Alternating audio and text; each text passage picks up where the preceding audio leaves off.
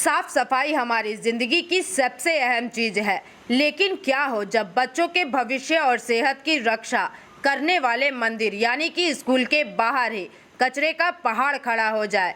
कहते हैं कि स्वच्छता में ही ईश्वर है और साफ सफाई से ही बीमारियों को दूर रखा जा सकता है। सरकार से लेकर प्रशासन तक हर कोई डेंगू और मलेरिया जैसी घातक बीमारियों से बचने के लिए साफ सफाई की बड़ी बड़ी बातें करता है, लेकिन पश्चिम बंगाल के रानीगंज से जो तस्वीर सामने आई है वो इन तमाम दावों की पोल खोलकर रख देती है।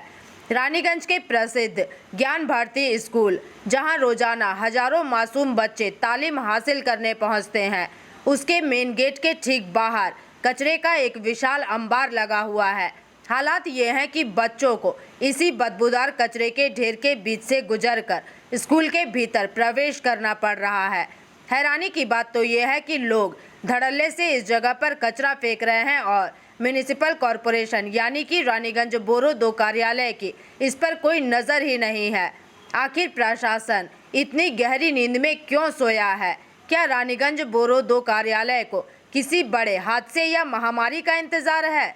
और खुले में पड़े इस कचरे से उठने वाली सड़ांध और मक्खी मच्छरों का दलदल क्या प्रशासन को दिखाई नहीं देता?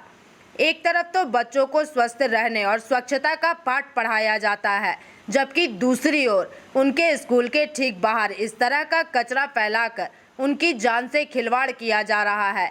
यदि इस कचरे से पनपने वाली किसी गंभीर बीमारी की चपेट में आकर स्कूल का कोई भी मासूम बच्चा बीमार पड़ता है तो इसकी सीधी जिम्मेदारी किसकी होगी?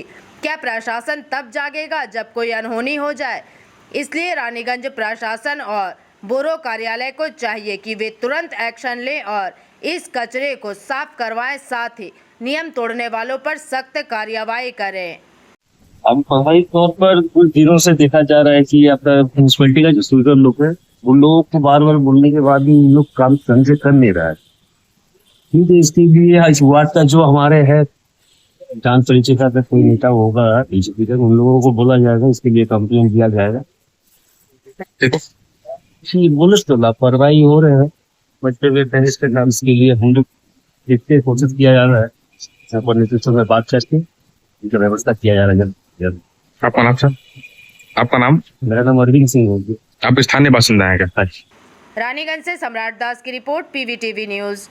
रानीगंज में इतने लग्जरी रूम, वो भी इतने कम प्राइस में। मैं बात कर रही हूँ रानीगंज के एनएसडी रोड में लोकेटेड होटल अतिथि इन के बारे में। यहाँ पे आपको फैमिली, फ्रेंड्स और कॉर्पोरेट के लिए रूम्स मिल जाएंगे, वो भी सिर्फ 1500 स्टार्टिंग प्राइस में। यहाँ पे आपको super deluxe room, Dulux room, regular room के साथ साथ प्योर वेज रेस्टोरेंट, जहाँ से आप अपने रूम तक टेस्टी फूड ऑर्डर कर सकते हैं। ये होटल हाइजीनिक और क्लीन होने के साथ साथ 27 हेल्पिंग फैसिलिटी भी देती है। High speed wifi, TV with fully AC interior, 24/7 room service, good ambience, clean cupboards, separate geyser facilities, clean washrooms, smoking area. अगर आपका भी प्लान है रानीगंज में स्टे करने के लिए तो आपके लिए ये एक अच्छा ऑप्शन हो सकता है। आप यहाँ पर रूम ऑनलाइन प्लेटफॉर्म मेक माई ट्रिप से भी बुक कर सकते हैं। अगर आप मेरी वीडियो दिखाते हैं तो आपको मिलेगा एक्स्ट्रा 20% ऑफ। अतिथि इन होटल आपको रानीगंज स्टेशन से 5 मिनट वॉकिंग डिस्टेंस पे मिल जाएगा। और इन्फॉर्मेशन के लिए आप इन्हें कॉल भी कर सकते हैं। Thank you for watching.